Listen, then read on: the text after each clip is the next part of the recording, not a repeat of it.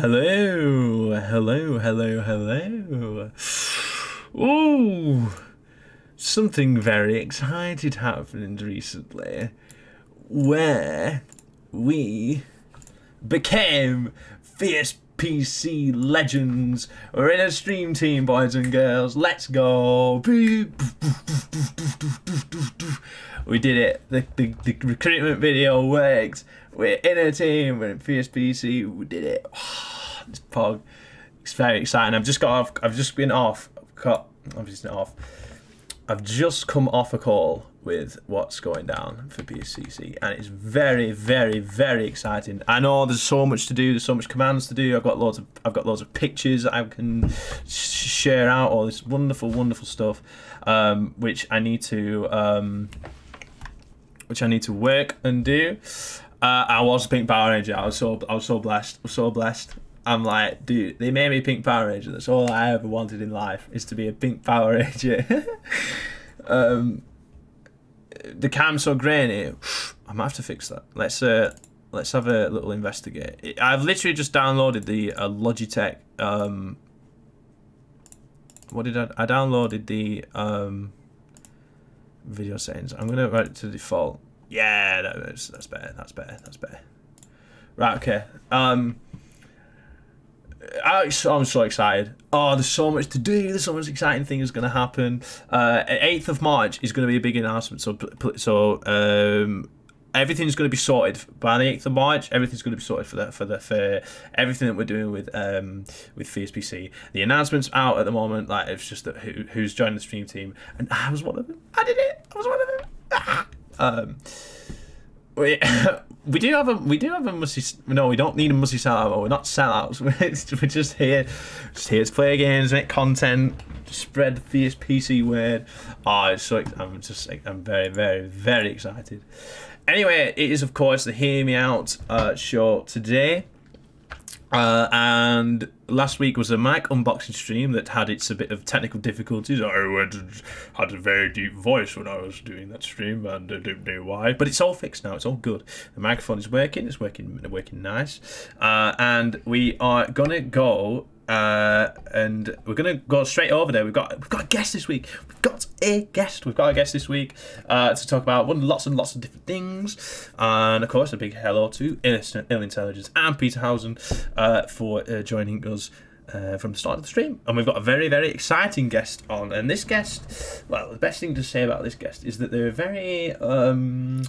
It's almost like we're going to go back to school. Maybe it's like Twitch school we're going to go to here, because this chap does tune into the streams. He has been supportive of the stream, but he tells us off for using words like pog and kappa and all those sorts of wonderful Twitch words that we know and love. We get told off for, but it's all in good fun. It's all in good fun. Yes, I think some of you will have known him. And we're gonna hop on over now. No, it's not a Marvel stream. We're not afraid. And we're gonna hop over straight to our guest for the evening. So, I'm hoping this is set up right. So don't say, let's go to full screen and get some in full screen, because then I know that'll be working fine. Okay. Let me go. I'm not afraid. Okay. Hello, Mr. Yamez. Can you hear me? You are on the stream. Made it. Right. Right. Let me remove the. I've cut your face off. I had to cut your face off there. No, you're there. You're there, Mr. Wackra, Mr. Yamez. Welcome to the stream. You're quite.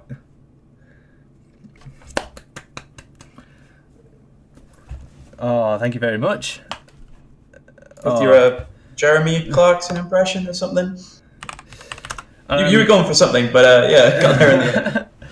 Oh, everyone's here in the intelligence, and Mr. Shin on the Dream Stream Extreme. Yes, we did it. Yeah, we did it. Fierce PC. We joined the team. So thank you very much for Yames for that.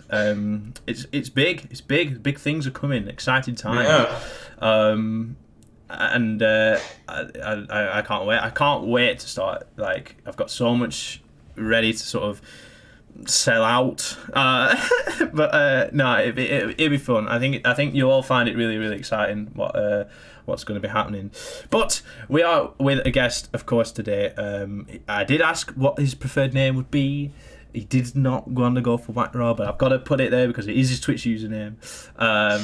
Yeah. But that's how it works right here. So Yames will do. You want to share the origin of the name Yames? The origin story of Yames started, it must have been like 2014, 2015 when that Nintendo mobile app was floating around called Miitomo. Oh yes, I remember it. I remember it very. Everyone made their own little Miis. They had their apartment. Everything was set up nice.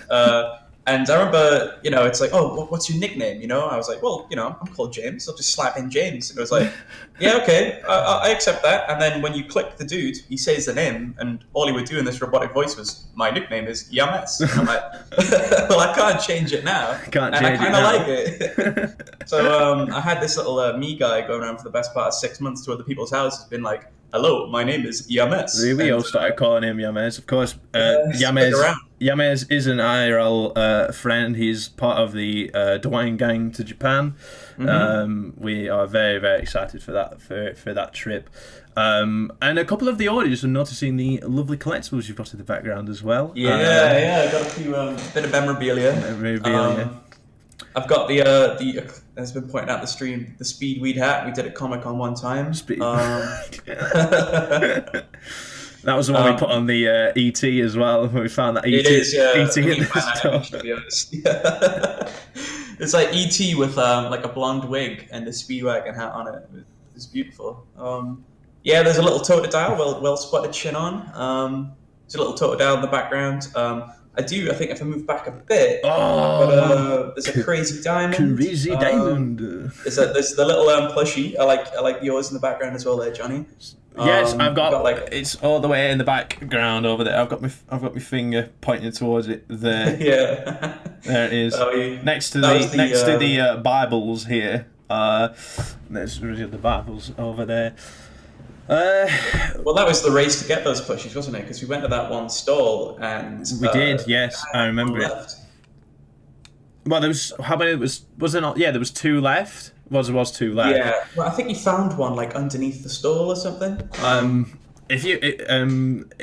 think it was. They had an Okiyasu plushie, if I remember right. They did have an Okiyasu one, and the Okiyasu one went.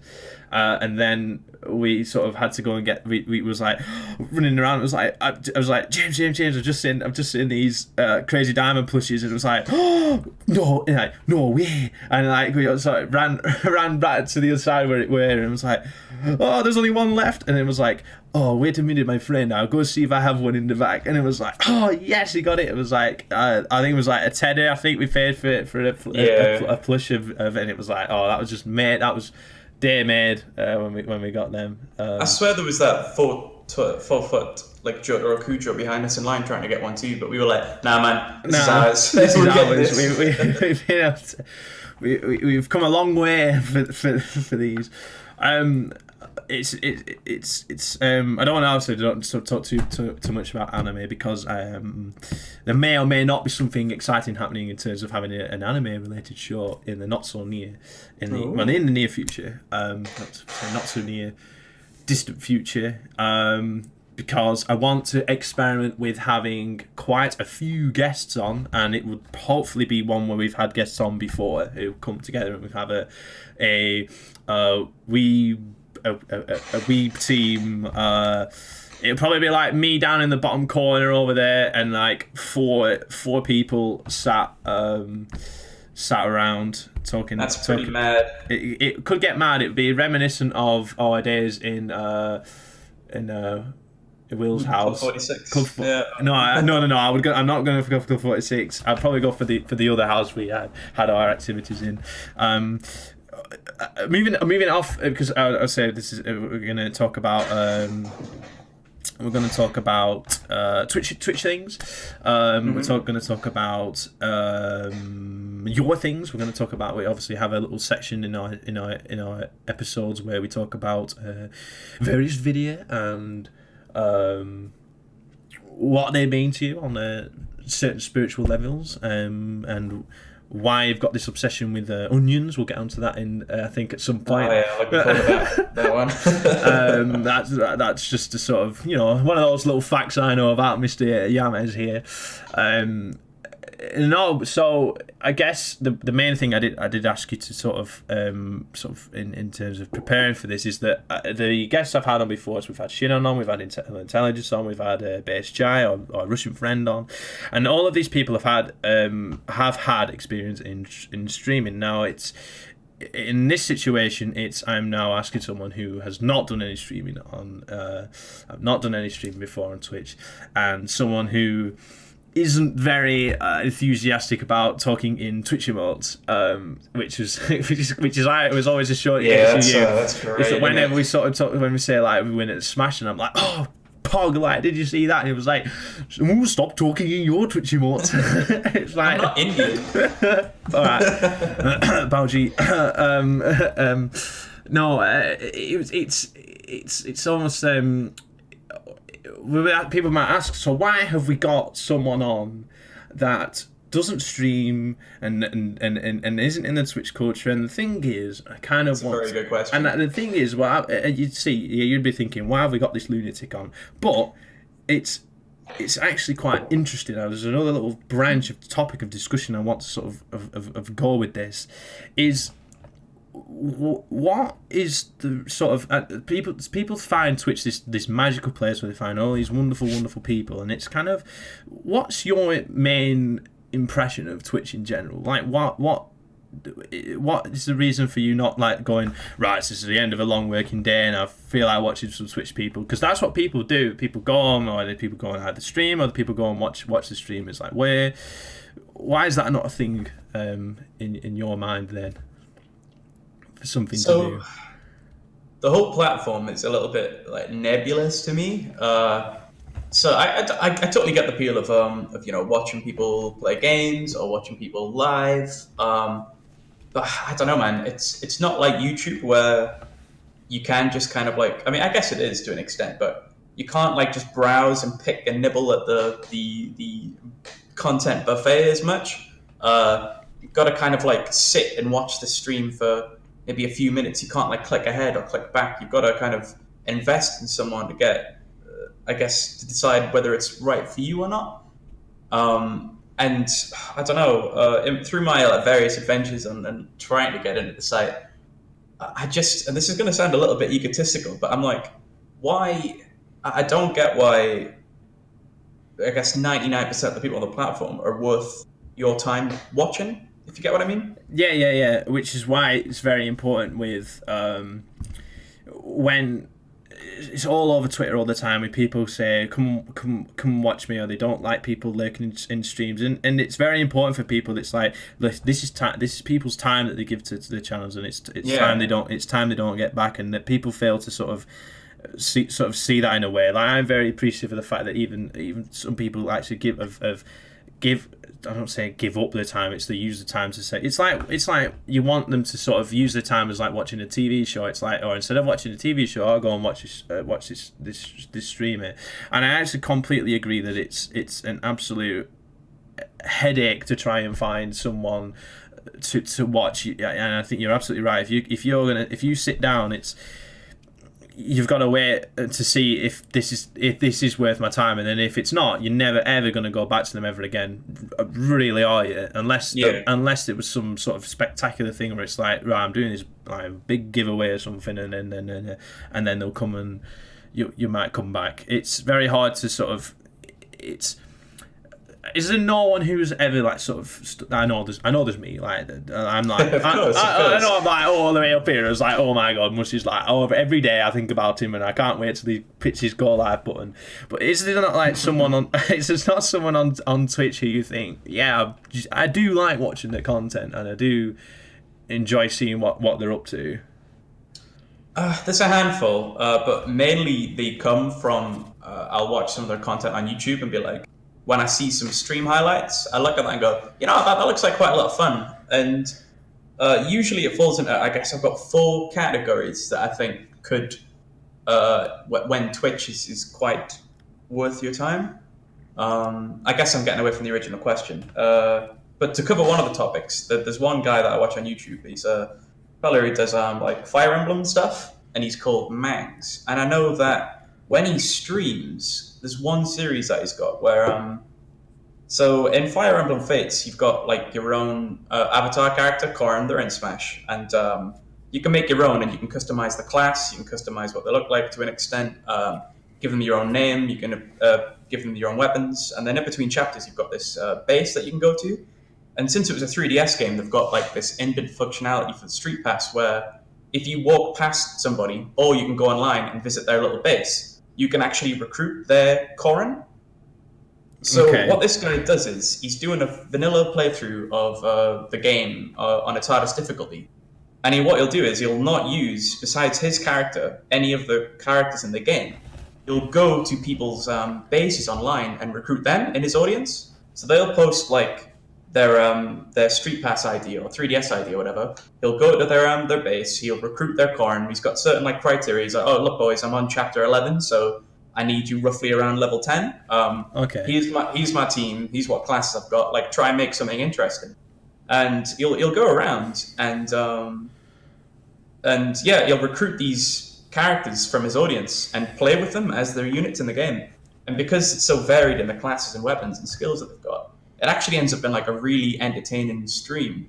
Plus, like with an almost astronomical level of audience participation because they are the units. Some of them will name them after themselves. Some of them will just like send in like memes from the community. Some of them, you could have like a Muzzy Dutch unit who's like a magic mage, or you could have like an Onion Man who's a bald knight with a spear. You could have anything you want. And I think watching those, because there are a lot of like characters that become like kind of ingrained in memes in the community as well. I think it's a really, really unique idea for a stream, and I think it's something that can work. So that's the guy who I think is like, that's a really good idea, and I have tuned into those streams. So you're watching someone who, I think that's why people like to do YouTube videos. They go on YouTube, make us some sort of unique challenge. It's kind of, and then they'll go and watch the stream, and you're watching that challenge, and that's the sort of unique selling point at that time.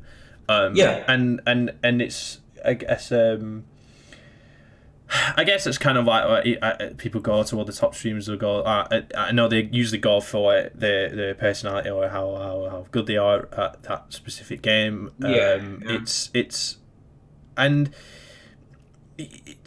You've probably gotten and so you've probably gone and watched like.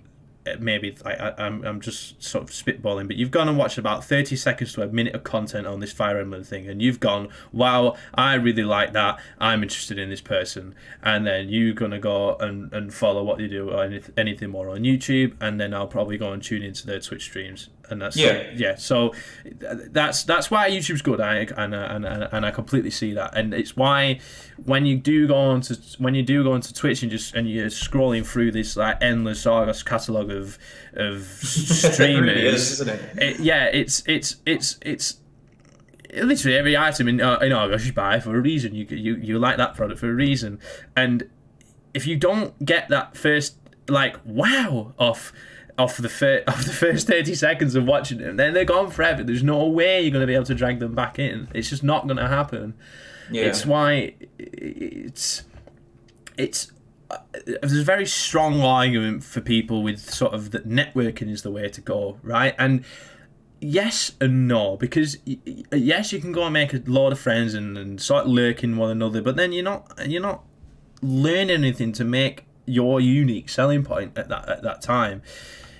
You've got to figure out what works and what doesn't work for yourself. And I think I would be able to say that with the fact that I've gone right. How unique and silly can I make my I'm using this very recent, new, very current affairs with this, is that I've gone, oh wow, this stream seems recruiting. I'll make a really silly but unique video, and they've gone wow, and they've gone, yes, I think we need this man in for us, and it's the hook, it's the gimmick, and that's absolutely what every streamer needs to do. That's the number one tip.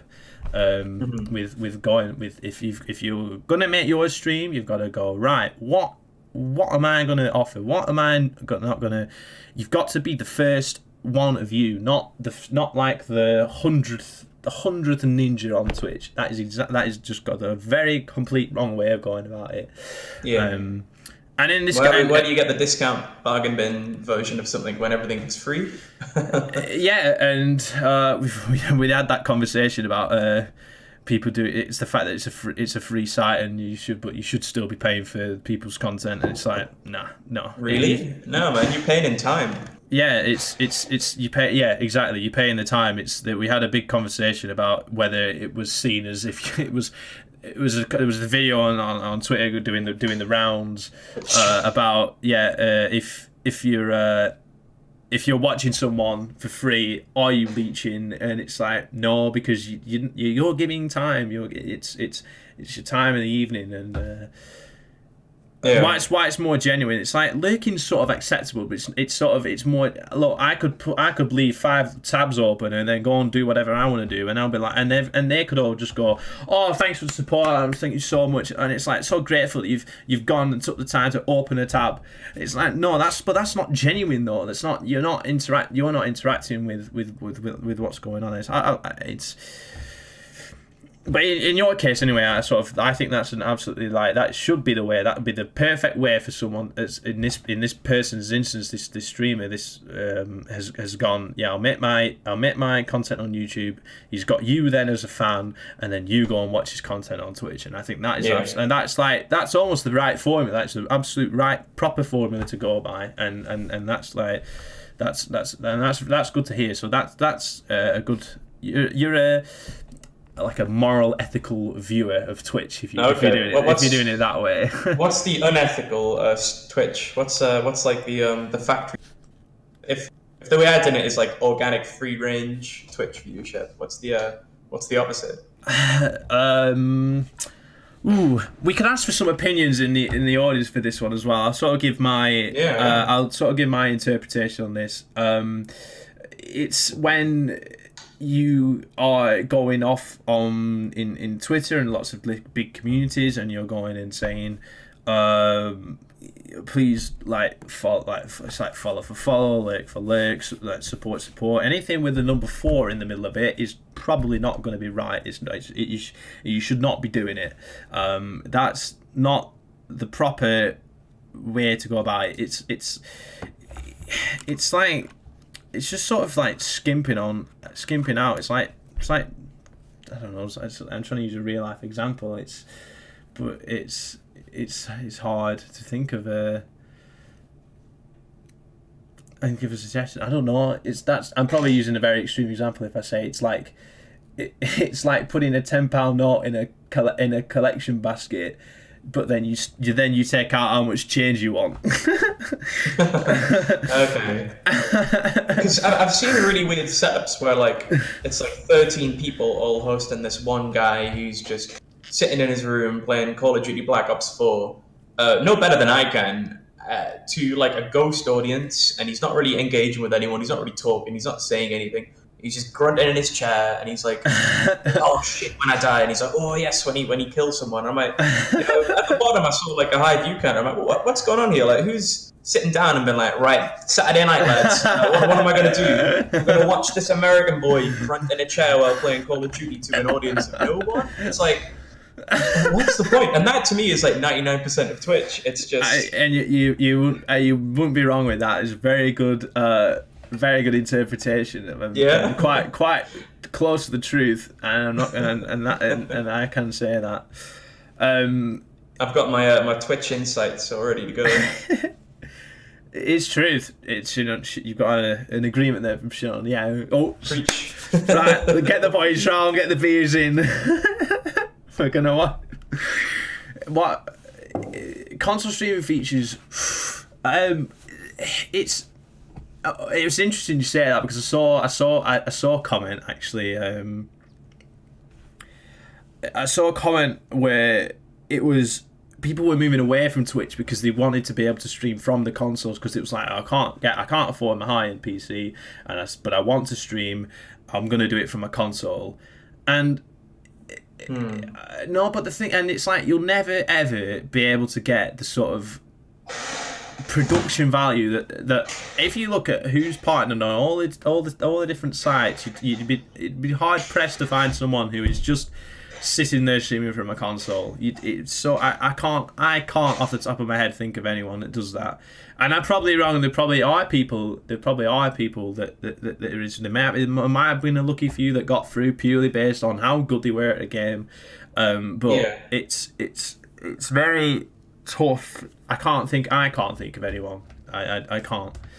I mean, I log on to PS4 sometimes, and there's like a few guys who used to play like Battlefield Bad Company with in like 2009, and they're like streaming Battlefield 5 or something, and I'm like, who's watching that? Like, I mean, it's great that they're getting into a hobby, but I don't know, especially if you're not doing commentary and you're doing a console gameplay. It just goes back and forth. It's a difficult one. You don't want to say to people, why are you streaming? What's the point? Because to them it's like saying, because I feel like streaming it, and at that point you can say, oh, fair enough. If you feel like you want to do it. But yeah, I don't think you're gonna get that audience from console. I don't think you are at all. It's very, very difficult. It's an uphill battle. Just handicapping yourself from the start, really, aren't you? Yeah, you'll have more interaction with the audience, multi-monitor, simultaneous chat and gaming, custom webcam, Master 7. Yeah, it's not all that does not happen on console. But it was interesting. I saw that people were like, "Well, I'm going to be moving away from Twitch because they're not very supportive of people who can only stream from consoles." I mean, it's like, yeah, but you don't get that crisp proper production from someone who's streaming on a console. You just don't do it. You just don't. It just doesn't happen. They're not even. They don't even. The games don't even look the same as what they do on PC anyway. The people complaining about that, it's probably not people who are, oh yeah, I want to watch my favorite console stream. Probably more like, oh, I really want to get into streaming, but don't have an in on the PC, so let me do it from my console because I want to make it big too. And it's like, well, you should really cater to your audience, not the creator. Oh, actually, maybe that's not a great line of thinking, to be honest. Catering to audience above creators, but it's something along those lines, you know. I get that people say, I want to stream, but I don't know where to start. I don't have a PC, and the easiest thing to say to people that say that is that, all right, if they said, I'm funding myself, I'm raising money to sort of make sure I can get a PC, then you're like, all right, that's good to hear. If you want to prepare for streaming, have a look at the options. If you've got a console, try that, because you try the sort of getting over the fear of talking to a camera, talking to people who are watching, because it's acting. It's like you're on a stage and you don't want to muck it up. You've got to it's a skill as well. You've got to figure out how to sort of not have the long silent moments and all that thing. There's a lot. It is not just putting on a. It's not just literally pressing go live and putting out content. There's a lot there, and even that. I think it shows that I'm still quite a long way off from what is up there at the top. But then again, I'm nowhere near as shockingly bad as I was. Maybe the game means skill is probably the same, but I'm not. The actual channel is nowhere near as bad as it was at the start, because it was literally learn, and now we're at this point. So it's me trying to find out what worked well and what didn't. But there was no way I could have done that, and you can't do all of this progress on console. There was absolutely no way you could do it.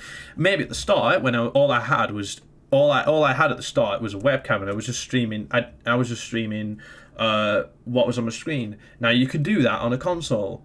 You can get affiliate on a console, right? I think that's absolutely fine. Affiliate is getting 50 followers, having an average of 3 viewers. and you stream I think 7 times in a 30-day period.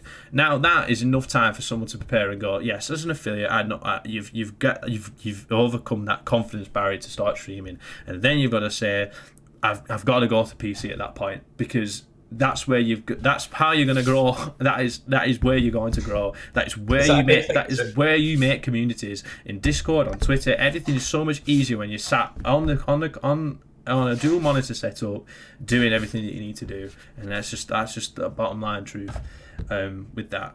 But is that a big thing? Is it the initial confidence barrier? I think I would say so. I think people probably don't feel like they've got that problem. That maybe the people go, oh yes, I'll be fine, and then once they start streaming, it's like, no one's watching me, no one's talking. What do I do? How do I make it entertaining? How do I get that first viewer in?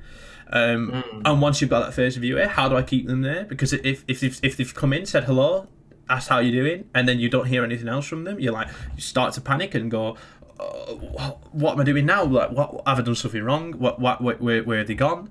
And then and then you'll go, oh, I don't know whether to stream next time because I had a viewer and they didn't show up. Now that viewer's probably not. Is that viewer going to come back?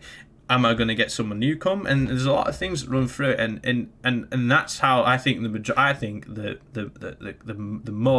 majority of people starting streaming probably have those same experiences. If you are in a streaming community, so that this is literally like you don't know many people on the internet, you're at and you've gone, I want to start streaming. That is the situation you'll go through. If you approach a streaming community, you'll go, all right, I want to start streaming, and then you'll get quite a lot of people supporting you, and you can hit affiliate in a week, yeah, because it is a minimum of 7. It's a minimum of 7 days you can hit affiliate, because everyone will just go and follow you, and people will go and alert your channel. But at that point, you've not learnt anything, because if you have 7 streams where you've managed to keep 3 people, genuine 3 people who've watched your channel, it'll probably take you a lot longer to get to 50. But if you've kept them in and they're happy and they enjoy your content, then that is a lot better than you just picking out 50 people from a streaming community who probably get you to affiliate and then never watch you again, because they'll probably go, yeah, that guy's not got a good channel. That the quality will be rubbish, the content won't be good, and if it's just another Fortnite streamer, no one is just going to scroll down to the very, very bottom of that list and go, yes, I fancy watching that Twitch streamer who is on console. It's just not going to happen. In that situation, I don't think that you should. I don't think ruling out console streaming is a thing. I think Twitch is fine in its place with how it offers people streaming on console, because I think Twitch know perfectly well that console streaming is not the way to get you all the way to the top. It's just not. Who is the highest rated console streamer? I don't know, but what people do is they'll stream on a console, but they'll have a PC to stream it off. They'll capture the console across, so that they can have their OBS running with all the scenes, and the capture card will be picking up the stuff on the Xbox. Now that's fine, but they've got a PC in their streaming setup. If you're doing it solely off console, you're not going to get that far, because you can't. There's no way you can put that same amount of production and sort of an effort in. It's streaming is never just simply clicking the live button and hoping for the best, because that is what you're doing on console. Yeah, I don't really see the appeal to it either. That was a big talk through the door, though. Yeah, and I think that's what it should be for. Like, just kicking people through the door, like sort of going, welcome to the world of Twitch, and that is a good way of getting people to sort of experience it, and you don't just you can't just drop a goldfish into a tank of water and just let it you just let it in gently, just caress it, you don't go whack and you splash. It's like a sort of, I don't think many people are caressing their goldfishes these days. I was pretty goldfish.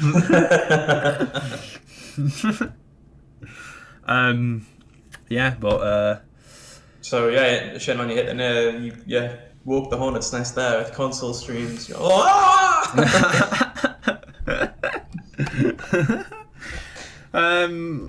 It's just it's interesting. It's like there's always plenty of conversation to have about Twitch and what it's like, what people think about it.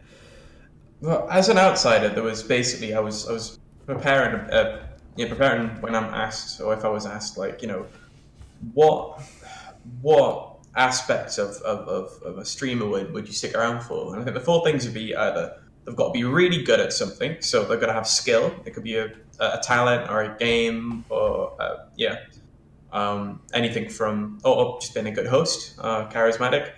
And then that moves on to the second type, which is personality. So they could be shit at something, but they could be hilarious on camera or properly like riff off the audience, or just get it an absolute hijinks. Or it could be like a good group of people. Yeah. The third one would be something that I touched on earlier, which was like really good audience participation. So like maybe doing those Jackbox games for a smaller streamer, or I don't know, everyone raves about that marbles thing. I have no idea what it is, but people are betting pink slips or something on the side of a marbles race. That could be a good way to get the viewers involved. I would say, I hope if Ill Intelligence is here, he knows all about my opinions on marbles. Absolutely, 100%. Marbles is very, very good for helping people learn streaming at the start and engaging with the audience. I think it's an absolutely perfect game. And then it goes past the point of thinking, don't be a partner. Don't try to be a partner on marbles, because it's like, you're not doing anything. Like, if that's your whole shtick, then but it is. And it's worked for people, and I don't understand why. It's like when we were doing that stream for the Jackbox game, we got raided by them.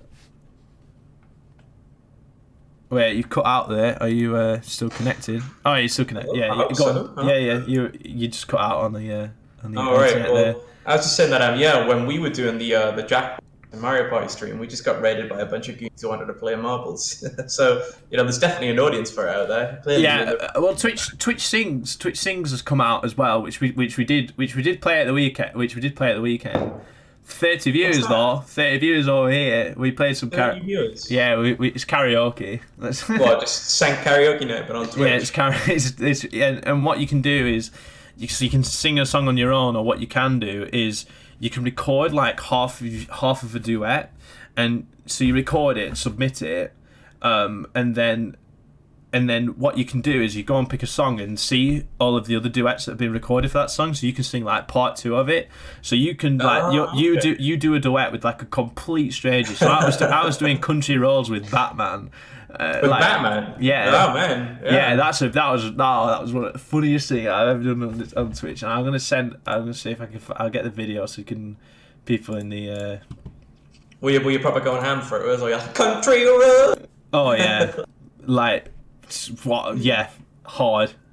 Then we found a Shin on Streams lookalike.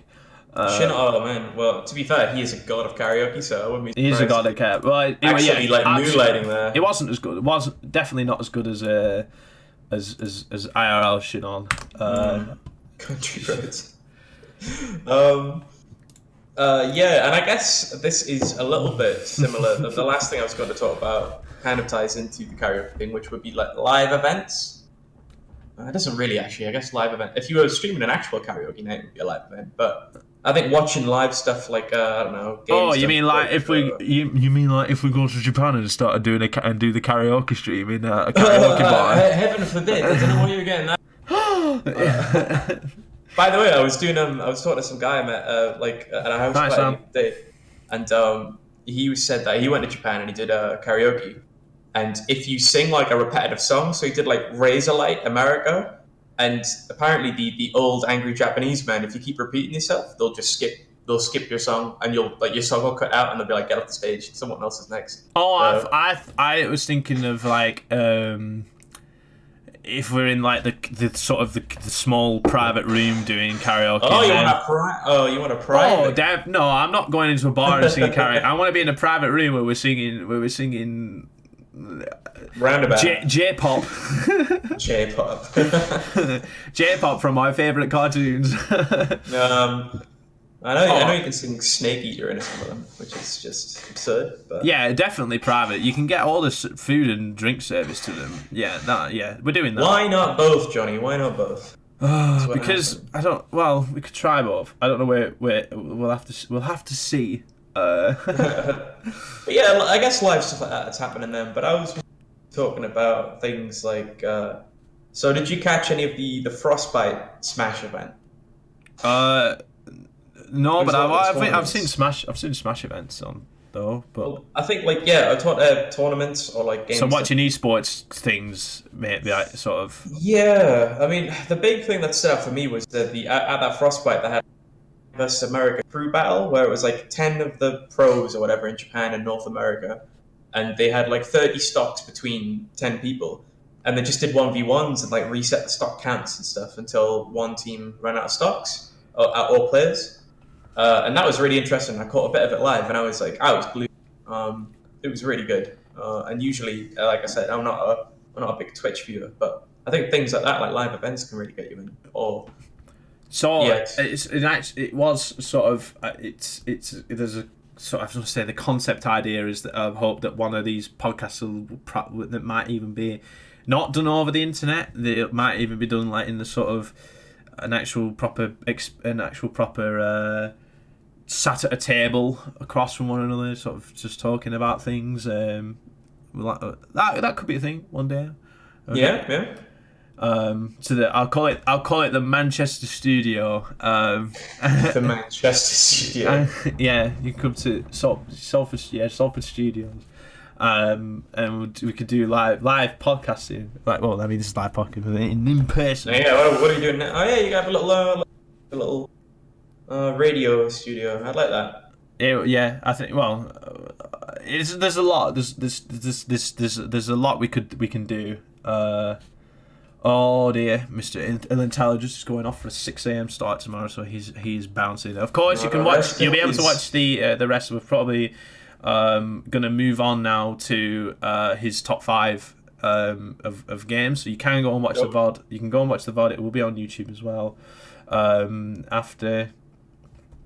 So.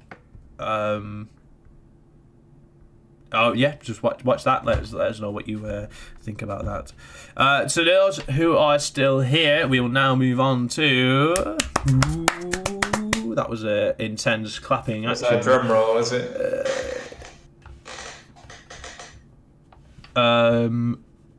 Let me get our. So we'll use this. We'll use this to copy. So, of course, we have a little feature here where we ask our guests to sort of tell us their top 5 games that would take on a romantic trip away onto a desert island and never to return. What would they take? Is that the criteria? Is it something replayable, or is it just your favourite? It's whatever you want there. Okay. No, I've got a good idea of what we're going to talk about. How big is this? So it's not going to be League of Legends and that shit taste. I can tell you that for certain now. What opinions? Man, when that Will Storms guy, whoever he is, when he did that on stream, wasn't it?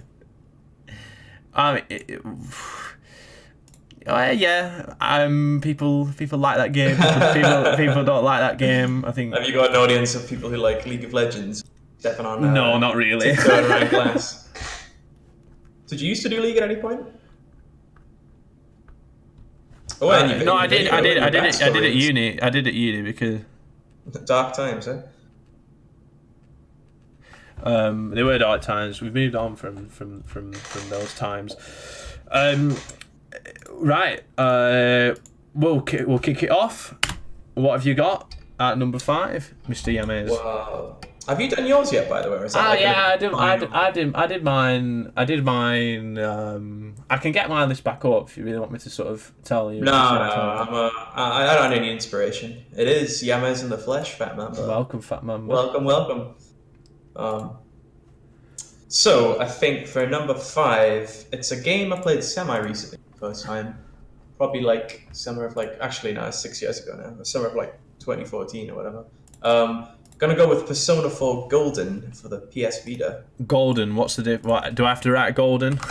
You do have to write Golden because it was like, so you know how people do like the definitive edition of games. Yeah. It's a port of Persona 4, obviously, but for the Vita, and they kind of like fixed some dungeons, added a bit of extra content, sorted out a few social links. It's just like, you know how Pokemon Emerald is like the best version of Ruby and Sapphire. It was kind of like that, but released a few years later. I don't know about any of the Persona games. I know they've all got stands, and that's about it. They do all have stands, and one's yeah. coming to one's coming to Smash. Yeah, I'm not too chuffed about that Smash choice, but you know, a bit controversial. I do think Persona 5 is a little bit overhyped. Persona 3 is really good, but it's a bit depressing. I like Persona 4. It's right in the middle. It's a really comfy game to play. All the characters are incredible. I think they're really like endearing, except maybe for like a handful. Well, PS5 is better. There's an opinion in the chat. Opinion alert. Opinion alert. We love opinions here. We love. I'm getting shit posted in chat for tell me, Harry, how much you enjoy playing Persona 4, so you can tell me that you played both. Has he played both? He hasn't played both, of course. Yes. Oh dear. Yeah, I definitely go with that. It left like a lasting impression. It's got a great soundtrack. I think the gameplay is a bit dated now. I mean, it is a bit of a rough dungeon crawler. But yeah, absolutely. Give it a spin. Try not to get spoiled. Because there are some nasty spoilers out there on the internet. If you're stay pure. If you fancy giving it a shot. I suppose you could probably emulate it nowadays if because I have all my games in the proper ways. Sony just announced that they're not making the PS Vita anymore or supporting it. So, you know, if you want to play Persona 4 Golden, you might have a limited time window. That's all I'm gonna say. I mean, when people come on, it's sort of mention what game, what if it's a game I've not played, I can't really sort of. I've got to sort of appreciate that. Yeah, that's one that you it's in your top 5. It is. It's a nice one. Good to see. So was you put the most like hours into sort of? I think I did 2 playthroughs of it because it was the first game where I did like 120-hour playthrough or something, and as soon as I finished it, I was like, all right, let's go again. And then did another one for like the full completion. I've got the platinum trophy in it, which means I spent a ridiculous amount of time in that game getting like all the unlockables and stuff and seeing all the bits of content. And usually, like, I'm not really that guy who goes to the trophy, but for this one, I was like, I'm so invested in it that I want to spend more time in this game. It's really nice. It does fall apart a bit towards the end, but you know, I forgive it. I think it's I think a good criteria of top 5 games is that you've actually actively played through them at least twice, because you've gone wow, that is sick, I'm playing it again. And it's like all my Crash games of like, I'm playing them all like again. Fair. So it's a good one. You've got you got an opinion on that one, so I'm gonna class that as controversial. It excited some discussion, but you know, I think, to be honest, if anyone in the chat has only played Persona 5, they'll be like, "Wee, Persona 5 is way better." And then if you've got like any like elitists in the audience who played like Persona 1, 2, or 3, they'll be like, "Nah, man, that's like the weeb shit. Give us the good old stuff." You know? So I'm caught between worlds. I'm caught between like the new Tumblr fandom and the old like 4chan fandom, where it's like, I just want my nice comfy game in between, you know? Yeah. So it's definitely controversial on both sides. Can't even pull the hipster like, oh yeah man, it's really cool, you just wouldn't know card, because that exists for the other Persona games as well. What have you got in the number 4 slot, Mr. Yames? Okay, this might be. This is definitely another game you haven't played, and another game that maybe most of the audience hasn't played. It's a DS game. Rhythm Heaven.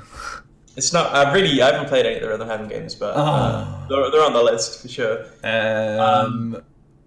I'll take a few guesses. I would say, let's go with Brain Training.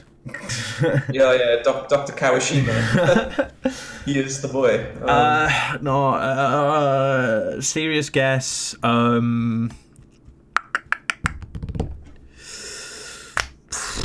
One I haven't played. I don't know. I'm going to. I remember a game called. How do I say it? Oh no, that's not what I'm thinking of. No, I was going to say Kingdom Hearts. Kingdom Hearts. You take for what? I'm not one of those. No, I'm not. I don't know. I'm not one of the Kingdom Hearts fans. I was in like CEX or something, or it might have been like one of those like comic book shops. It was like Traveling Man or something.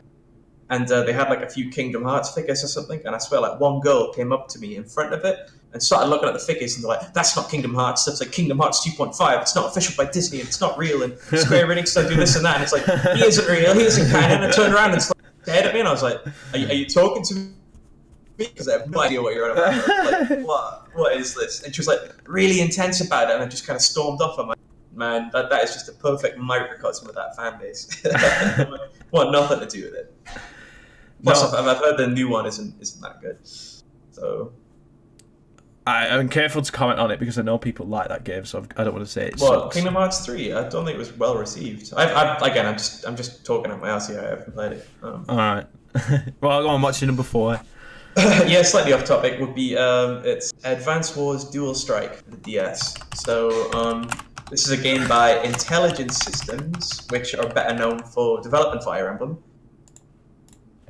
Okay. Yeah, it probably was a Reddit person. Definitely give off those power vibes. So yeah, this is like I'm not sure if you know too much about the new that came out. That is like a spiritual successor to the Advance Wars series. And there's 4 games in Advance Wars. There's 2 on Game Boy Advance and 2 on DS. And I really like the first DS game. It's a turn-based strategy. You know, you build your little. It carries on from the plot of like the first 2 games. I just think it's a really solid turn-based strategy game that had me hooked as a kid. Like I played through all of them, and that is I think I've got like 700 hours on that one cartridge game, and that's a ridiculous amount of time to spend as a child on like some unknown like a turn-based strategy franchise. But it's so good. Yeah, you can't really there aren't too many copies of it about nowadays. Well, so it's getting increasingly rare. You can emulate the older games, Game Boy Advance, quite easily. But I'm just waiting for them to bring out a new one. But they're making too much money off Fire Emblem. But yeah, that's like my number 4 pick. I can't really go on too much about it because I don't like many. No, but it's one of the. It's a turn-based game, which Persona's turn-based, is it? Persona's like a Jrpg where it's like turn-based, you know, like Final Fantasy style combat where you choose your spell or whatever. This is like, I guess more like Civ 5 where you're moving your units grid map. Right. Because I know Fire Emblem's like that as well, where it's all like squares. It is. Did you guys hear that? Something just blew up outside the window. Well, you are in the city. We can't. I am in the city, so I'm surprised you have any sirens. Swore by the big city. So Shin on his number 5 was Persona 4 Golden, and number 4 is Advanced Wars Dual Strike.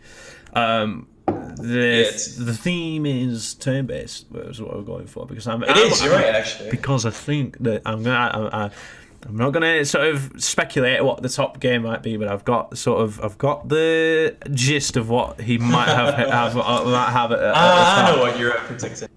Go on, number 3 then. Number 3 has to go to what's it called again? We It's can have like- a guess if you want. If you Yeah, go for it, go for it. You'll have to give us a sort of a It's a Game Boy Advance game. Oh god. All right. Well, I'm thinking a Pokemon, but which one? Ooh.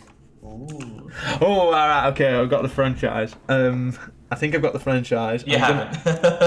Damn. Digimon. I mean, you might too. Digimon, yes, Digimon. No, Game Boy Advance. To be fair, the Digimon PS1 game was pretty sick. But all I got was like. I would have gone. I would. stuff. Yeah, I would. I would. No, I would have gone. I would have gone. I would have gone Pokemon. Okay, so it is Super Mario Bros. Super Mario World 2 Yoshi's Island. So it's the Yoshi's Island game basically. I'm gonna put Yoshi's Island. Yeah. It's just because it's called that because it was attached to another Super Mario game, but it's the main game on that cartridge. Like you can play. Digimon World was that PS1 game that I sucked at. It's not in my top 5, but it is a lot of fun to be honest. It's an honourable mention. Honorable mention. Yeah, Yoshi's Island is the boy. That is like I think peak 2D platformer. It is so good. Soundtrack's good. It is like just a pure nostalgia childhood game. But I think it had a lot of content. I mean, the later games, there's like a Yoshi's Island for 3DS and DS, and they seem to like cut off a world every time they remake the game, and it just doesn't seem to work. It was jam-packed with stuff. You got like mini games, solid 2D platforming.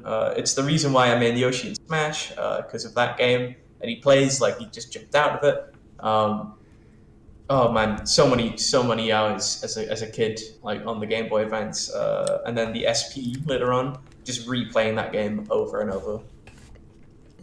I'm ashamed to say that a sort of Nintendo pre-Wii is not my expertise. So I know there's a lot of love for the retro, the Nintendo retro stuff, which I unfortunately can't really comment on that too much because I went down the PSY. I had like a proper home consoles, but the first handheld portable console was a DS.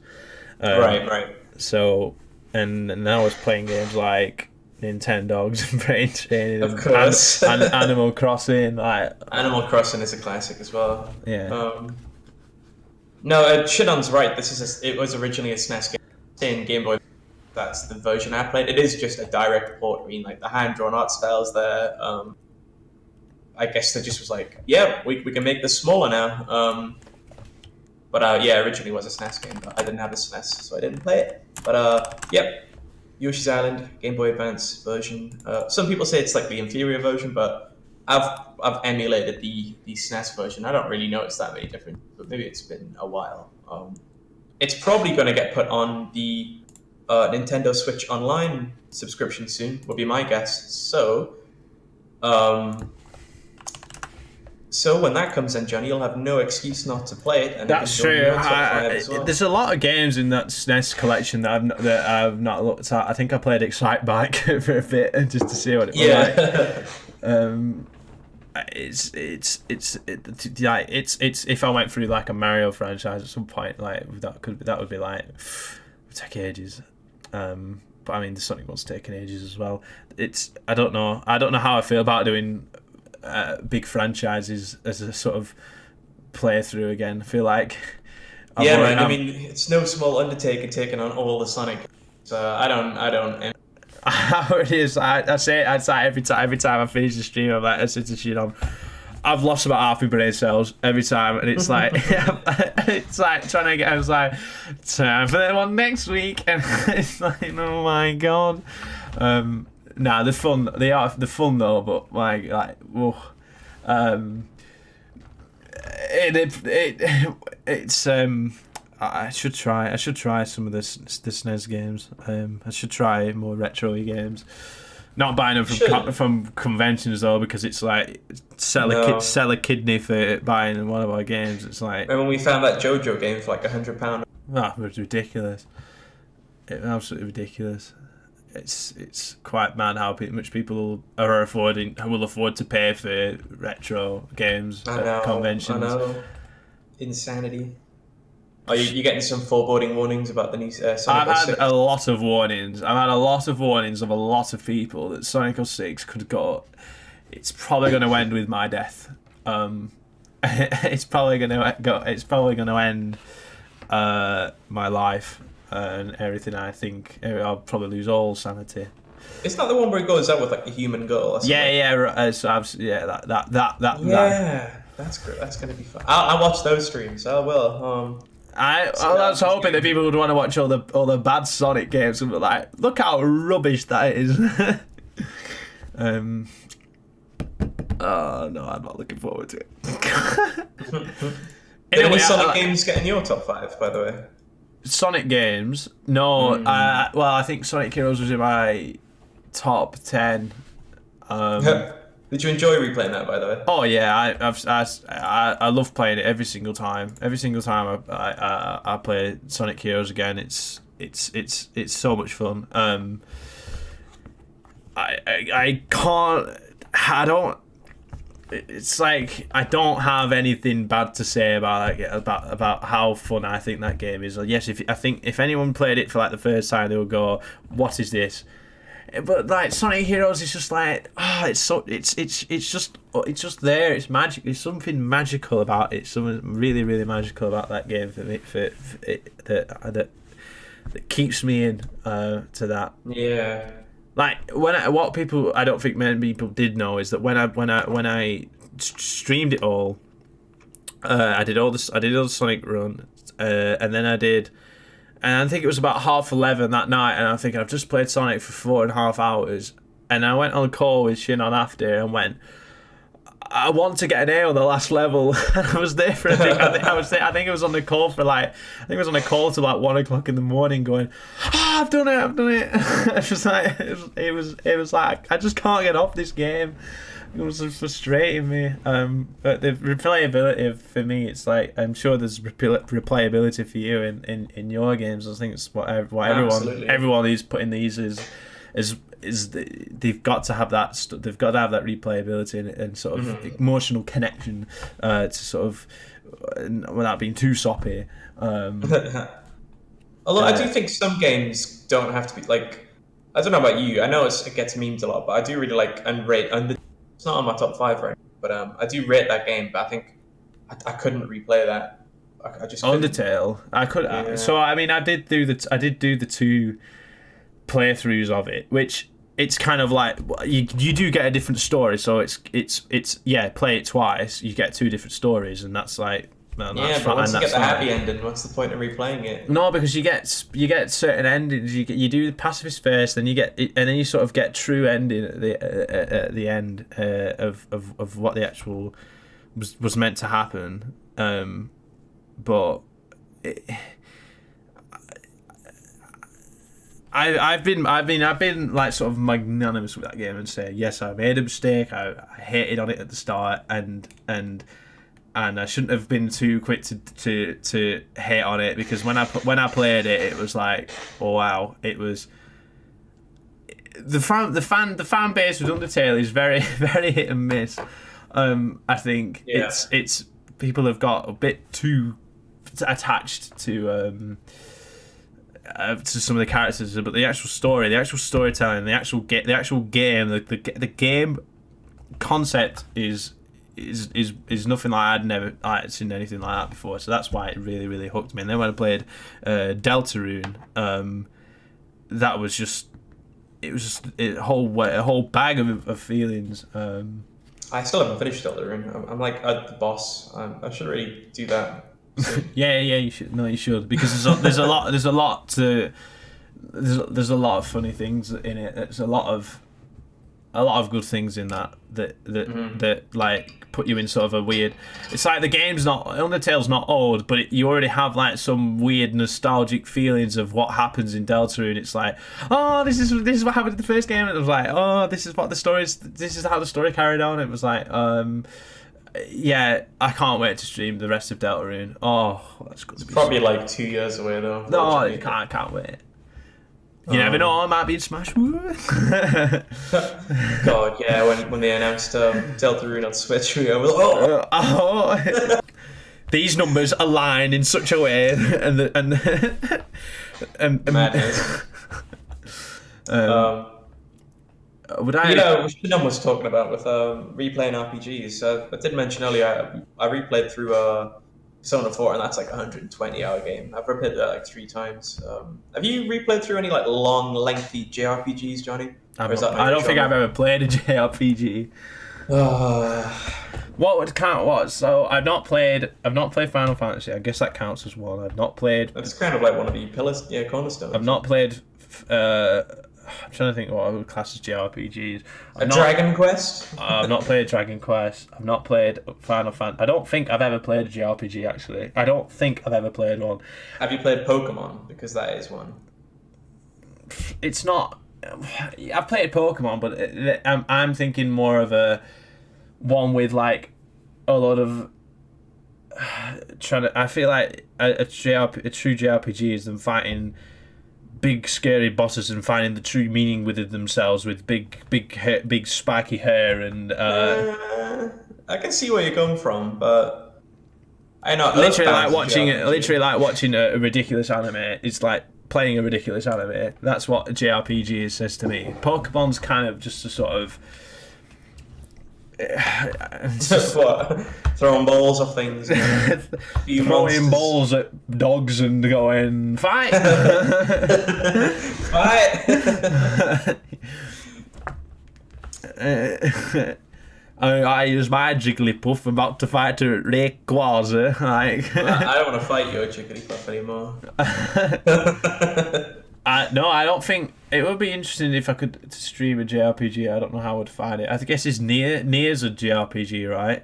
Nier. I think it's more of like a spectacle fighter, like Bayonetta. Right. Okay. It's like Devil May Cry or something like that. I mean, it's probably got elements.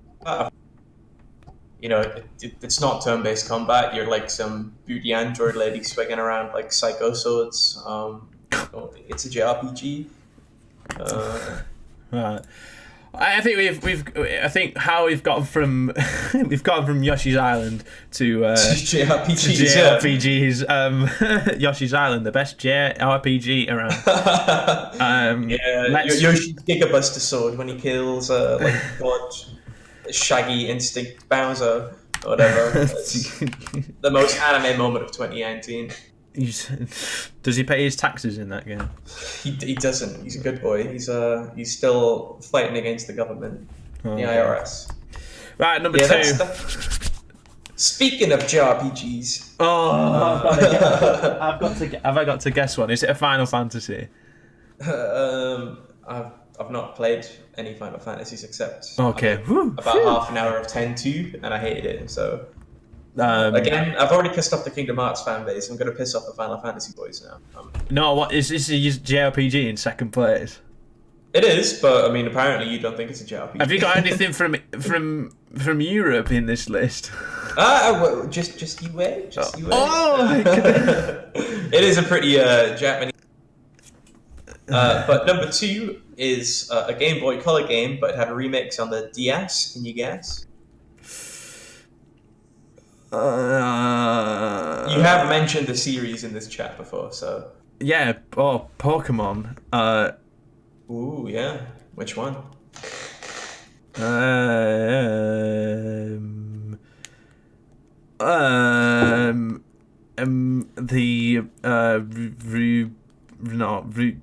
it? Ruby and Sapphire, but then they did Omega Ruby and then Sapphire, but then I don't think it's that one. There's what was it? Game Boy Color, so that's like red. That's literally like red, blue, and green. So, I'm gonna go with red, blue, and green are Pokemon or Game Boy. On original Game Boy. Yeah, red, blue, and green are just the Game Boy. Oh damn! So, Pokemon. What's on the next one? What comes after red, blue, and green? Wait, yellow came first. No, yellow is after red, blue, and green. No, I don't know anything about Pokemon. Yeah. what's after that? Gold and silver.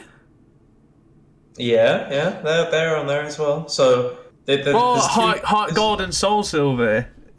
Yeah, Pokemon Silver and Pokemon Soul Silver, probably number 2 spot. Pokemon Yellow, funny you mentioned it, was the first game I ever played at 3 years old. But Pokemon Silver I played when I was like 5 or 6, and I loved it. Have you ever? It's going to sound really soppy, but have you ever got one of those games where if you listen to a song on the soundtrack, you just start like tear up out of nostalgia? Do you know what I mean? Or you're like listening to a certain song, you're like, oh man, like this is pure. So I have that feeling nostalgia injections. So I'm not sure if this is sort of classes as nostalgia, but every time I hear like sort of like hopes and dreams from Undertale, it sort of hits me. Right. It hits me a bit more because of the stream that I went plot, through. Yeah. The sort of, when I was streaming it, it was a big thing. It was like, oh, we finally made it to like the end. It was like, and it was quite a big thing. It was following the story, hearing that soundtrack. It was like, wow. To the Moon, which I had in my top 5 because of the story that's in that. What's To the Moon? It's a little it's like a little 16-bit sort of. It looks, and it's on Steam. It's like a little 16-bit thing where you're sort of a doctor where it's like 2 doctors go back in time and sort of. I think it's like this sort of alter the memories to help them fulfill the dream of going to the moon. I think that was the story. Okay. And it's the guy has a little piano theme the guy's called Johnny in it. It's called but he makes a little piano theme called for River, and it's a very very sad song that comes on when it's like you find out what's wrong with his wife, and then that song starts playing, and it's sort of like, yeah, those was in terms of I'm trying to think in nostalgia. I think whenever I hear Crash Bandicoot songs, they're very when they revealed the new Crash Team Racing, and they had a sort of, when you heard that theme again, it was like, oh, and you're like, oh my god, and you were like sort of just collapsing, and it was like, yeah, it was. I know exactly what you mean. Yeah, well, for me, this is exactly that. I'm gonna put probably my best representation of it in the chat there. It's just literally the theme of a city, but in the town you visited. There's 2 cities in the game you use it, but that one's like one of the first ones you reach, and I don't know why every time I hear it, it's like distilled nostalgia. But I love that game, and the remake is probably the best. I guess mechanically and plot, well, maybe not plot wise, but I just think it's the best Pokemon game out there. The remake Pokemon Silver, Soul Silver, but yeah, I really like the original, obviously because of nostalgia reasons. But I think Soul Silver is like the best remake as well, or the best Pokemon game out there. I've loved that series since I was a kid. Obviously, playing it since I was 3. I definitely think it's fell off the wagon a bit lately. And we can maybe talk about the new one in a bit. But, oh, you got your Pokemon license. You're a better off. Pokemon Remain and Pokemon Leave. Yeah. I've seen, yeah, it's like Pokemon Oi mate and Pokemon You What Mate. Have you seen the it's like Magna together? There's I saw a thing where it's like one of them is like a London policeman. Yeah, it's hello, and then there's 2 of them, and it's hello, and then it's 3 of them stuck together like Magnemite, and it's called hello. Or there's like ones where it's like Ben Big and Ben Massive, like a big clock tower Pokemon. Oh man, there's so many of them.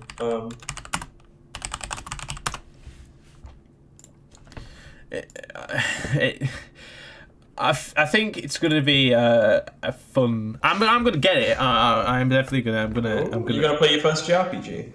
I've played Pokemon before. It just doesn't count. No, it doesn't really count, does it? How can you can't? I think have it does. I think it does. Right. Well, I guess Diamond is my first is my first JRPG then.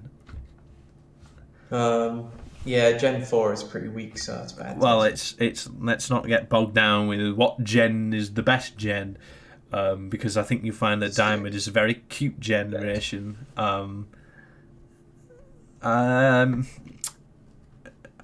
Yeah, that's number 2. Pokemon, very old game, Pokemon Silver. Nowadays, I guess it's getting on. Oh, it's 20 years old this year, so that's a thing. Gen 1 could be regarded as the best gen because it's the one. That's the first one. And everything else was just running out of ideas. Yeah, it's clearly one run ideas in Gen 1 where they were like, oh yeah, we need purple slime. What about its evolution? More purple slime. Yeah, they weren't running out of ideas. I know we've had like memes like the ice cream code and the keyring and stuff, but still some of the new ones that come out look pretty cool. Quick question. Are you excited for the Detective Pikachu movie? I don't know. I think I would be if Ryan Reynolds didn't voice Pikachu. Are you one of those where you're like, why does Ryan Reynolds have to be in everything? Yeah, but also it's like I don't hear Pikachu. Oh, I don't hear the character. I just hear like Deadpool or whatever. Yeah. I mean, I personally wanted Danny DeVito to do it, but you know, dreams can't always be reality. Yeah, I don't think it's a good fit, but I think the film itself looks like it might. I think the Pokemon look quite good in it. I think they're very. It's not bad. Weird, it's not poor. I don't think it's poor CGI at all. I think they're quite good. I think they're just taking some liberties in what they look like. I mean, did you see that Ludicolo or whatever? It looked, the Mexican beard thing. It looked really hairy, and I was like, oh, that looks strange. Mewtwo looks cool though. But yeah, not running out of ideas in Gen 1 where there are only three different icon portraits for Pokemon. Oh dear. Right, well, is this last game is number 1 game ever? Is it something from the West? Because so far he's gone full weeb mode on this one. Well, I mean, if Yoshi's weeb, then what? It is weeb. Well, it's Japanese. All these games are Japanese.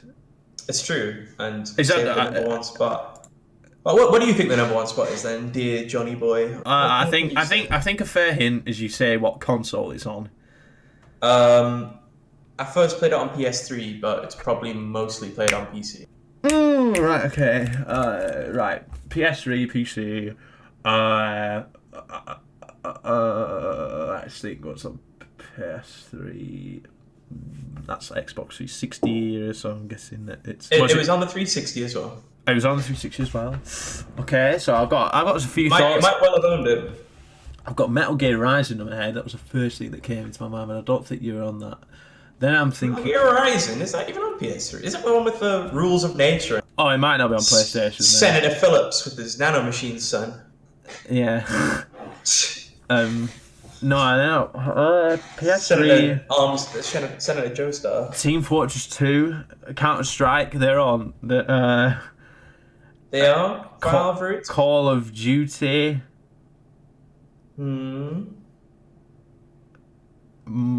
Call of Duty Modern Warfare 2. Is that what you're going with? Yes. It's not. Oh.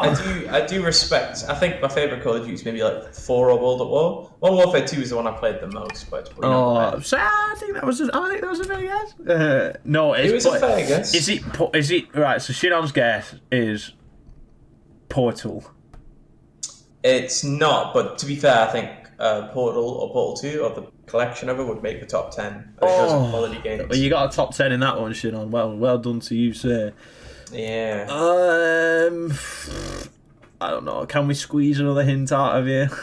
Squeeze another hint. It's not a JRPG, but it's an RPG.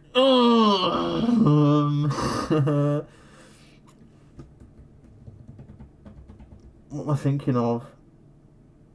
I'm thinking like Skyrim. Skyrim. Is that what you're going with? Yes. Close, but it's Oh the Elder Scrolls 4 Oblivion. no! Oh my Because god! Oblivion is just better in every way. Oh.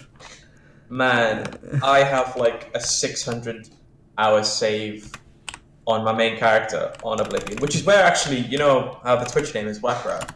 That's where I came up with it, was when I was 12 years old. I was like, I need a character for my Argonian. I need a name. What should I call it? And I came up with that on the spot. So yeah, it's got a bit of history to it. I think it ended up being like my World of Warcraft name as well. And That's disgusting. Things. I can't believe I didn't get that. Well, I was cool. I was going to say it was close. Of course it is. It's also full of like a lot of the memes, like there's Oblivion memes, like "Stop right there, criminal scum." And well, I was going to say because you plebs they used to have all them jokes about potion sellers, and I'm like, what the hell are you on about? What are you on about? I'm like, it's in sniffing things. Get your balls of skimmer after school. Yeah. What does it mean? No, that game is incredible. I mean, I think for me that was the first game. I first saw it around one of my friend's house in primary school. I was in year 6, and he was just running through the fields and he was fighting like mountain lions. And I was like, "Wait, like where do you have to go?" And he's like, "What do you mean?" I was like, "Oh, where do you have to go? Where's the level in the game? Like what level you're on?" He's like, "Oh, it's not like a level game. It's like you just do what you want." It's like, and then you like open the map, and I was like, you could just go anywhere. And he's like, yeah. It was like my first open world experience. It blew my mind. As, like, you see that mountain, you can go there. Exactly. But like, yeah, we mean that to death now in 20XX or whatever. But back in like 2006, man, that I was not ready for it. I get what you mean, Shannon, I think that, like, and I think he said that on when he was on as well about open worlds. It's I might correct me. I think you might have said that when you came on. And I do get that people have when people say, "Oh, what's my favorite game?" and people go for like The Last of Us or they go for Uncharted, where it's a direct story and you just immerse yourself in it. It's kind of like why I would say like Assassin's Creed were one of my favorite games, and that technically was classed as open world, but it still had that direct storyline within it. It does, yeah. And I've not played any Elder Scrolls games to know how they are, and I don't think I ever would because they look like the graphics look shockingly bad in my opinion. Like it looks very. Yeah, I mean Oblivion is not, but I don't know. It makes up for it in a lot of other ways. So, for instance, Oblivion is the only game where I can heavily recount in like vivid detail side quests I did in that game that are just completely optional, not part of the main story, as vividly as I can, like the main plot of those games that you were talking about, like Last of Us. I remember in Oblivion, an instance, there's one side quest where I literally just went in a shop and I was an Argonian, the lizard people, and there was like this lizard lady who was tending the shop, and I was like, oh, it's rare to see like a lizard lady. I'll go and talk to her.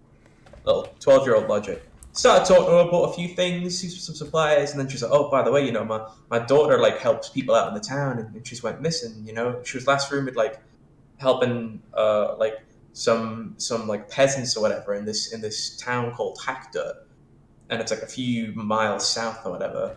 If you're in the area, go and check it out. So okay, I'll have a wander around, and it's like this completely unique. It's a lot of its unique assets town in the middle of nowhere in Oblivion. Like that part of the map is just underutilized. It's a little town called Hackdirt, and when you go there, there's maybe like 3 or 4 like people who will speak to you, and everyone else just ignores you. There's like an innkeeper and a shopkeeper, and they're all like, "Oh, what are you doing here?" You know, like, "Oh, do your business and get out." No, we don't have any rooms in the inn, but we're full. And she's like, "Oh yeah, we've only got like these potions. Go on, like buy it and fuck off. Like, go on your way." And like everything's really shifty, and like you'll have like onion men come out of the ground, like these old peasants. Sometimes, like if you stare at them too long, they'll start punching you, or if you engage in conversation with them, they'll just attack you. And they'll be like violent, and they'll be like, oh yeah, there's like violent drunks, whatever. And what you realize is like when you go to your own like player investigation, like you break into a few houses, you like open notes and stuff, and you slowly start to pick away at this plot where this town, it's like out of an M. Night Shyamalan film where the entire horror film where a book where the entire town is basically one big cult, and as soon as you get enough evidence and you confront like the innkeeper, all those onion men who you saw around the streets earlier will just randomly attack you while you try to continue your investigation. So like you're just like breaking into people's houses and like looking around to find out what this girl is, where this girl is, and you've got like the villagers who are openly hostile to you, and you've got like these bald onion men like trying to punch your lights out while you're walking around.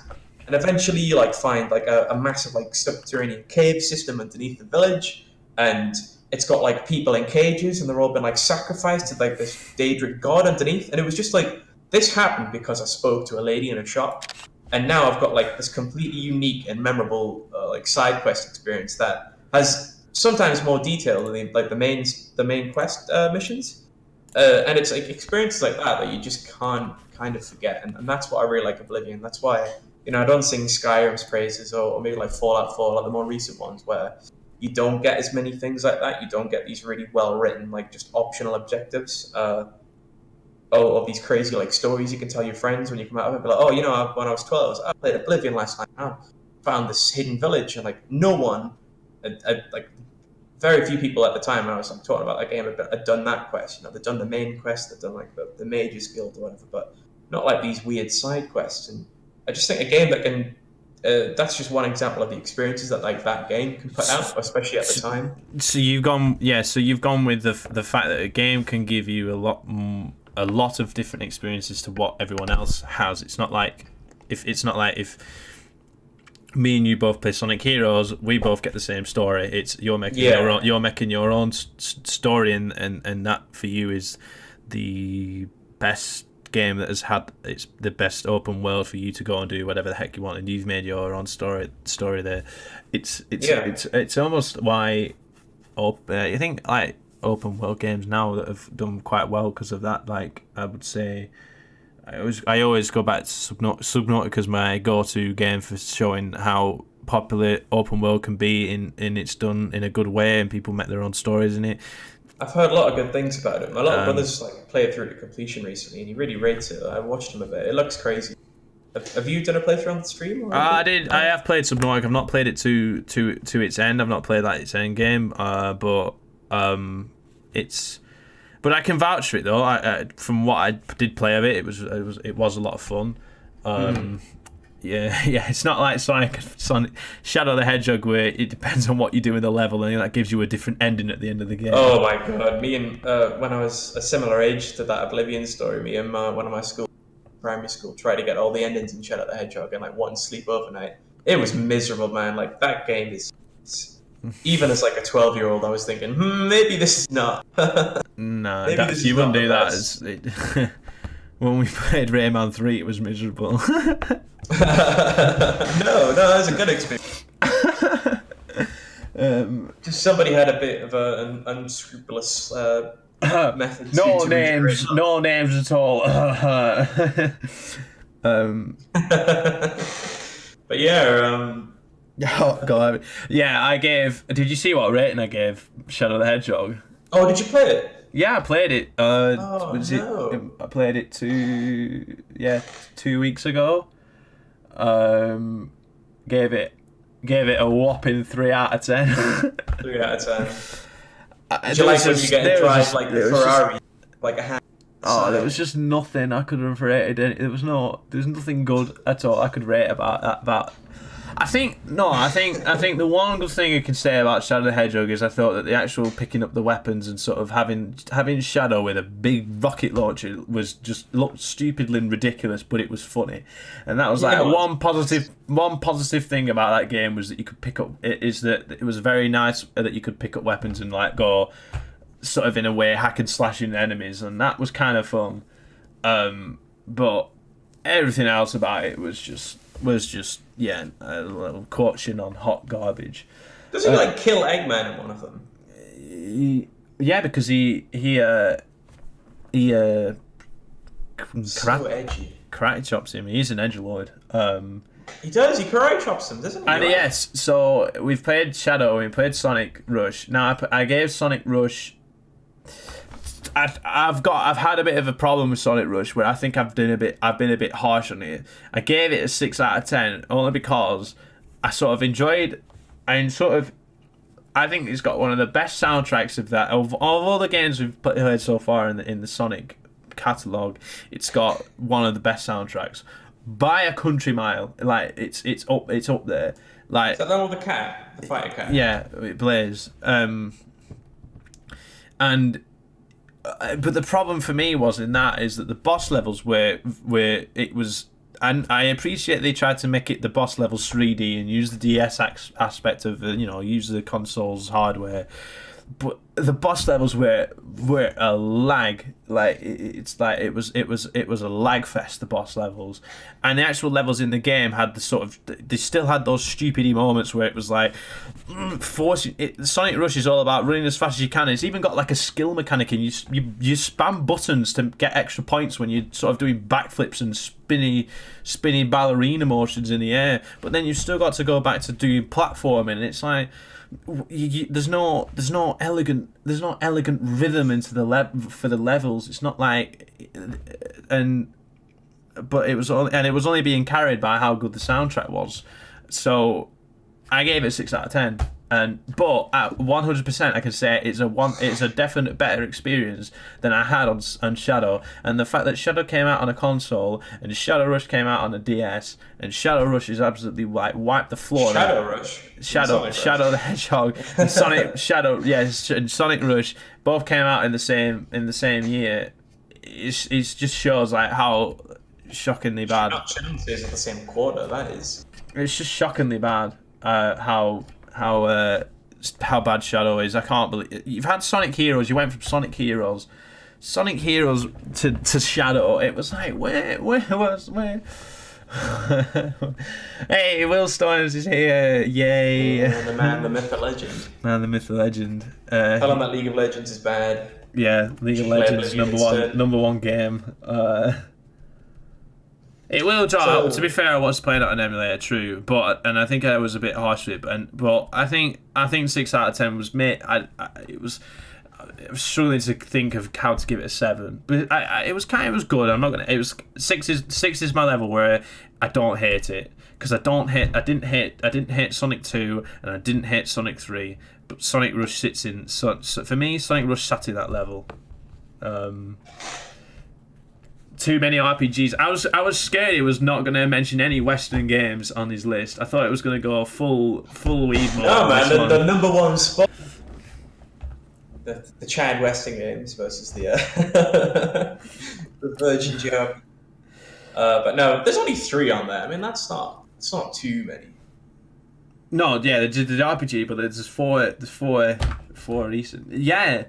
Now, I've got to say, I'm surprised there was no Fire Emblem. The closest, I guess, to Fire Emblem is Advance Wars, because that has the sort of similar... It is. I wasn't gonna have Advance Wars. So what's your favourite Fire Emblem?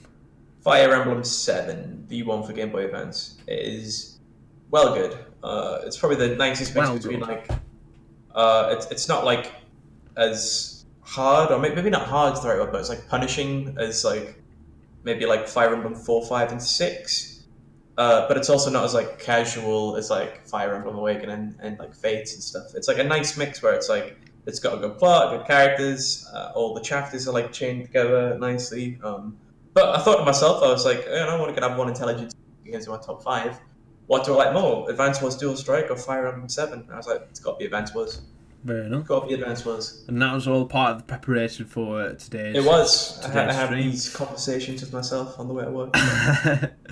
Do you listen to like all the soundtracks and stuff as well? Like, I don't think I've ever asked that of people. Like, I know people sort of go off music in the game. Do you sort of listen to game soundtracks on your commuting around, or do you?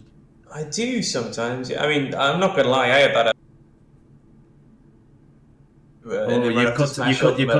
You cut out a lot then. So just repeat what you said there. What I was saying was like. I listen to a fair bit of game music, and I was a sucker for when that Galleon came out, Smash. That was on my YouTube for quite a while. But yeah, I mean, the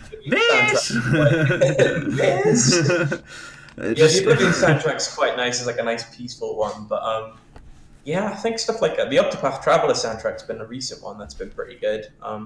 Persona generally has quite nice music. I think Five's got the best music. Pokemon music, like I said, takes us back in time. It's that like nostalgic. Advance Wars, it's not great for music. Fire Emblem's okay for it. And Yoshi's Island, that does have a banging soundtrack, as Shinon was talking about before. The harmonica on the first level, like the thrash metal when you fight Bowser, it's good stuff. It's right. But yeah, what game soundtracks do you listen to when you're like, I'm in the zone? You know, at the moment, I showed this to Shannon quite a couple of weeks ago. My Spotify like recent play is just all Sega sound team. Sega sound team, yeah. All of it.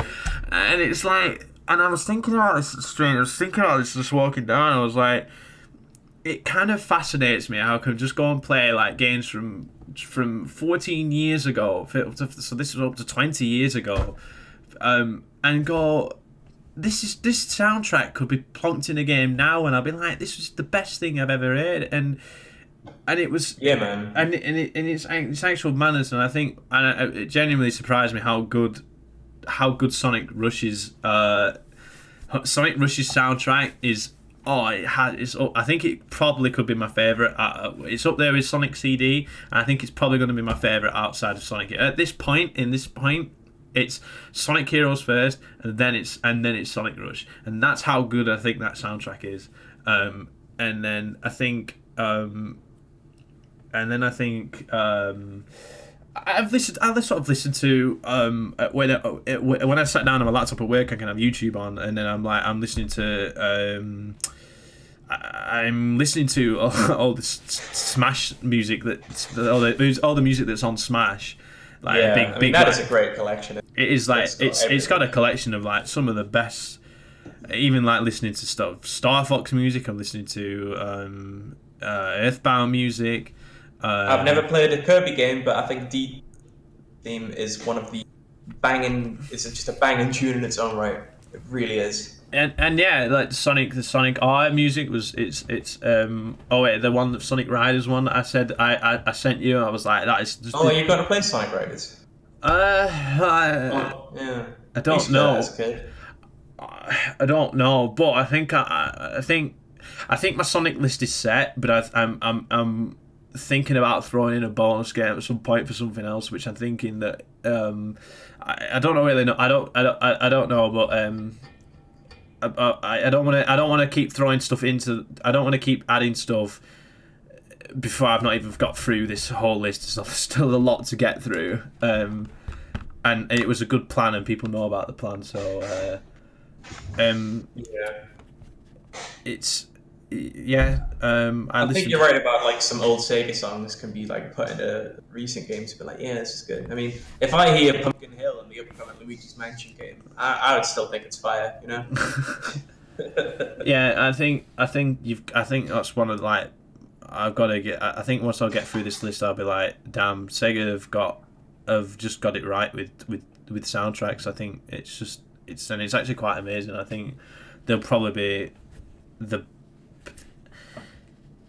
Obviously, I don't think any of them are going to be like. I don't know what is my favorite soundtrack ever, because I kind of like and appreciate all the ones I like. I appreciate them all quite equally. But I think Sega will have that top spot as being the publisher that has had the best number of great soundtracks, and I can't really argue against that with another publisher. Yeah, they are consistently quite good. I mean, I've only played a handful. My childhood one was Adventure 2, and that was a really good stream of yours, by the way. Thank you very much. Eggman blew up the moon. You what? I am the Eggman. That's on my playlist. I am the Eggman. Eggman theme. Holy shit. And just it's not. The Sonic streams have gone down pretty well. People have liked them, and I am very thankful to everyone who says they enjoy them. It's you're giving your time to the stream to watch. You sat down on a Saturday night and go, right, beer's in. It's time for some Sonic Adventure 2. And I do have the 30-minute edit of the Manual of Eggman on my computer because the radio show. So I've literally got it in a folder called like Almost Pirate Radio Tunes or something. And I know Shinon helped me get a few of the Sonic soundtracks. I know I infamously, that Knuckles level on Sonic 2 Meteor Herd where you're in space. I left the soundtrack to that song like blasting for about 4 hours in Haven in the upstairs university, just like on loop. All I heard like walking around was like. I was like, oh my god. I just left it in there. Like people thought it was like a drum and bass track, like, but no, it's literally Sonic music. No, it was said you could put some of that Sonic music and you could put it in a club and no one would be none the wiser. Some of the music you'd be like, yeah, you could put that in. I sent him one of my what's it called? Ethanol Circus from Sonic Rush. It's just I can't. It's like it should be illegal that something's that good. I haven't heard it, but if it's illegal, it should be made illegal that something is that good, and it's Ethno Circus. Ethno Circus. Yox's Prime, clearly a Pokemon fan. That guy.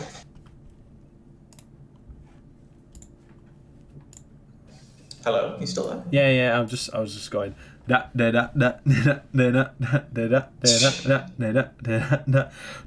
beat the best of beat. Have you heard that there's meant to be like 2 tracks in like it's like either like a chemical plant or an electric plant or something in Sonic Mania, where it's like it's got lyrics and like the part 1 of the stage is from like Sonic's point of view, the part 2 of the stage is from like Eggman's point of view, and you can't really tell because it's like a high-paced electrical song, but there is like rap lyrics from the perspective of those 2 characters, and they're like rapping against each other in the part 1 and 2. That was a really clever little thing. You might come across it if you ever play Mania as part of the Mania's the second to last game. Oh, is it? Oh, yeah, because Forces would be the last one, wouldn't it? Good luck with that as well. Forces is the last one, yeah. Yeah, Shinon, I'll try and link it. It's like really vague, but you can hear like some vague rapping. I didn't know that. I'll have to see when I play some Sonic Mania.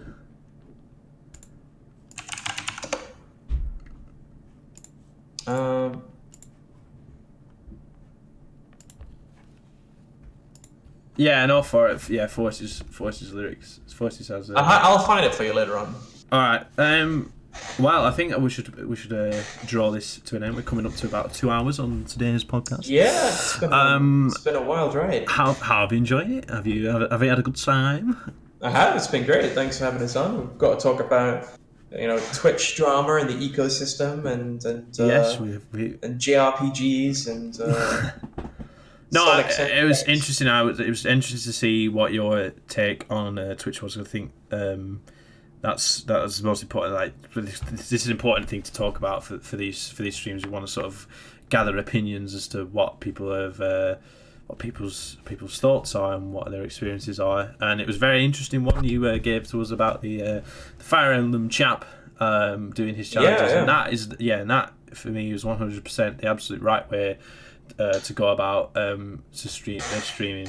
I always got to be careful when we sort of talk about games with people, because we could just go on and on and on and on about talking. I've done it with every guest so far. It's like we start talking about games and the podcast will just not have an end. But of course, all good things must come to an end. So thank you very, very much to Whack Raw, Mr. Yanez, for coming on the stream. Next week we do have another guest booked. We have got another guest booked, and that will be a big reappearance to our streaming world. It is The Rift Alive, a name that has not been mentioned around in these parts for quite a long time, and he's back He's making YouTube content. He's getting into the streams again. So he's going to Insomnia as well. We're going to Insomnia 64. So he will be there at that event. So he's going to come on. Big news as well. I'd like to announce. It's my birthday next week. Yay! So we might have something very, very special lined up coming for the month that follows, right? And all the rest of the month that follows. That is tradition with my birthday. It always lasts longer than the day. So we might have something very special planned for next Friday. This weekend, it's hopefully we'll try and get another year-long Johnny birthday. It's coming. Stop! No, my 50's one day only. We're gonna try and get something good, something fun to do next week. Who's feeling some Sonic 06 this weekend? I think we're gonna try. Yeah, I think that's. I think the plan was with Sonic 06 is to sort of, and it's apparently 17 hours long, so it's probably going to be a Friday, Saturday, and Sunday effort. This one, it could be a long one. I think we'll do it in 3 parts, so I don't go completely insane. Play the 360 version. All right, okay. Install it to hit hard drive. All right, good advice. The loading times. Oh yeah, so I've heard that the majority of that 17 hours is loading times, which is like yeah. Could it be an SSD job? You know. We can apparently if you actually install, so you don't run it off the disc on the 360. If you actually install the game to the hard drive first, then run it. Apparently, like all the loading times go. It's gonna be a fun one. Make sure we everyone just watch out for announcements concerning all the Fierce PC stuff, because there's probably going to be an announcement. I'm probably going to have to bring the stream on Friday to talk about what's happening with that, because there's a big thing going on. There's a bit of a challenge set aside for me with the Fierce PC for this month. It's very, very exciting. So I hope you'll all tune in and watch out for those announcements. It's very exciting for me, and streams, the channel's come a long way, which is why I'm very, very excited to announce all the good stuff that they're planning. So is this your first stream as part of the stream? Technically, yes, and technically no, because all the proper stuff starts on Friday. So I need to actually go away and tweak overlays. All I've done is add logos to my stream, and I want to sort of do a little bit more. And I need to sort out panels below on the channel. I need to sort out all my links that I've been given. I need to sort out commands in the chat. There's quite a few things to do. But that's for another time. The podcast is about to end. So thank you very much to Wakbar, Mr. Yamez, for joining us. Hopefully we'll see you in the in chats another time, another day, very, very soon. Absolutely, because I'm apparently very engaging and audience and what a good person for audience engagement.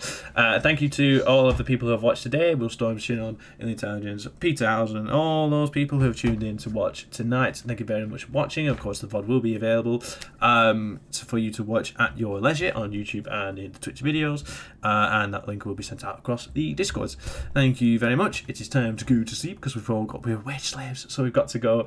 We've got to go and get ready for the working day. I'm on a training course tomorrow. So that'll be the DOS day. No, it's a training course day. Right, so thank you very much, guys. We're gonna end it there. So thank you very much. I'm gonna hand off to the ending screen. Thank you. Say bye bye, Yamez. Say bye. Goodbye.